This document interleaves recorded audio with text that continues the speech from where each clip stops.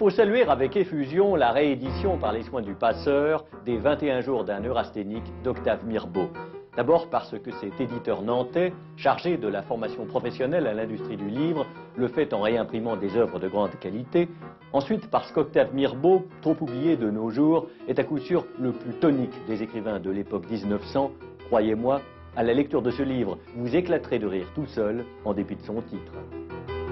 Fils de médecin normand, Mirbeau est élevé en Bretagne chez les Jésuites et arrive à Paris à peu près à l'époque de la Commune. Il se livre à tous les métiers de plume, nègre et côtier en particulier. Et puis un beau jour de 1884, il reçoit comme une révélation. Mirbeau devient anarchiste, prend le parti des impressionnistes et puis du capitaine Dreyfus et commence de publier des romans au vitriol sur la société de son temps. Sébastien Roch, le journal d'une femme de chambre et des pièces encore jouées aujourd'hui comme Les affaires sont les affaires. Les 21 jours d'un neurasthénique paraît en 1901 et rassemble 55 contes, un peu à la façon d'Alphonse Allais, auquel Octave Mirbeau était lié, tout comme il le fut à Alfred Jarry.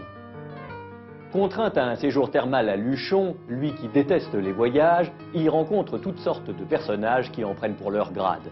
Ainsi du ministre Georges Lègue ou de ce solennel imbécile qui philosophe à propos d'un bec de gaz. Quel style, quel esprit!